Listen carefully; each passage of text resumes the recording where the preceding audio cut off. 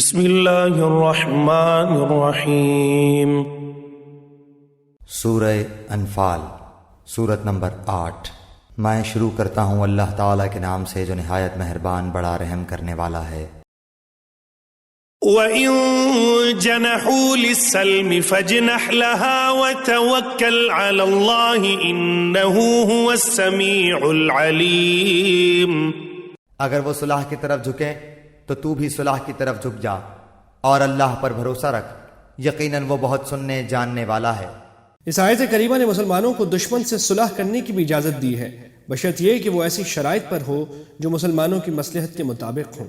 وَإِن يُرِيدُوا أَن يَخْدَعُوكَ فَإِنَّ حَسْبَكَ اللَّهُ هُوَ الَّذِي أَيَّدَكَ بِنَصْرِهِ وَبِالْمُؤْمِنِينَ۔ اگر وہ تجھ سے دغا بازی کرنا چاہیں گے تو اللہ تجھے کافی ہے، اسی نے اپنی مدد سے اور مومنوں سے تیری تائید کی ہے۔ وَأَلَّفَ بَيْنَ قُلُوبِهِمْ لَوْ أَنفَقْتَ مَا فِي الْأَرْضِ جَمِيعًا مَا أَلَّفْتَ بَيْنَ قُلُوبِهِمْ وَلَكِنَّ اللَّهَ أَلَّفَ بَيْنَهُمْ إِنَّهُ عَزِيزٌ حَكِيمٌ۔ ان کے دلوں میں باہمی الفت بھی اسی نے ڈالی ہے۔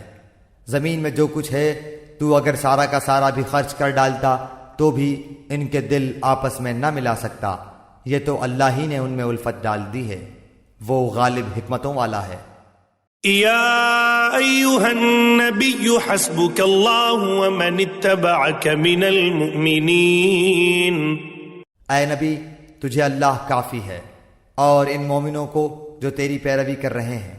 یا ایھا النبی حرض المؤمنین علی القتال ان یکن منکم 20 صابرون یغلبوا 200 وَإِن يَكُن مِّنكُم 100 يَغْلِبُوا 1000 مِّنَ الَّذِينَ كَفَرُوا بِأَنَّهُمْ قَوْمٌ لَّا يَفْقَهُونَ۔ اے نبی، ایمان والوں کو جہاد کا شوق دلاؤ، اگر تم میں 20 صبر کرنے والے ہوں گے تو 200 پر غالب رہیں گے، اور اگر تم میں 100 ہوں گے تو 1000 کافروں پر غالب رہیں گے، اس واسطے کہ وہ بے سمجھ لوگ ہیں۔ چونکہ صحیح سمجھ نہیں رکھتے اس لیے ایمان نہیں لاتے، اور چونکہ ایمان نہیں لاتے اس لیے اللہ تعالیٰ کی غیبی مدد سے محروم رہتے ہیں، اور اپنی 10 گنی زیادہ تعداد کے باوجود مسلمانوں سے مغلوب ہو جاتے ہیں۔ اس آیت نے ضمنی طور پر یہ حکم بھی دے دیا ہے کہ اگر کافروں کی تعداد مسلمانوں سے 10 گنی زیادہ ہو تب بھی مسلمانوں کے لیے مقابلے سے پیچھے ہٹنا جائز نہیں ہے، لیکن اگلی آیت بعد میں نازل ہوئی جس نے اس حکم میں تخفیف کر دی۔ الآن خفف اللہ عنکم وعلم ان فیکم ضعفا فإن يكن منكم 100 صابرة يغلبوا 200 وإن يكن منكم 1000 يغلبوا 2000 بإذن الله والله مع الصابرين۔ اچھا، اب اللہ تمہارا بوجھ ہلکا کرتا ہے، وہ خوب جانتا ہے کہ تم میں ناتوانی ہے، پس اگر تم میں سے 100 صبر کرنے والے ہوں گے تو وہ 200 پر غالب رہیں گے، اور اگر تم میں سے 1000 ہوں گے تو وہ اللہ کے حکم سے 2000 پر غالب رہیں گے، اللہ صبر کرنے والوں کے ساتھ ہے۔ یہ حکم بعد میں آیا اور اس نے یہ تخفیف کر دی کہ اگر دشمن کی تعداد مسلمانوں سے دگنی تک ہو تو پیچھے ہٹنا جائز نہیں ہے، البتہ اگر تعداد اس سے زیادہ ہو تو پیچھے ہٹنے کی گنجائش ہے۔ اس طرح اس آیت نے اس حکم کی تفصیل بیان فرما دی ہے جو پیچھے آیت نمبر 15-16 میں دیا گیا تھا۔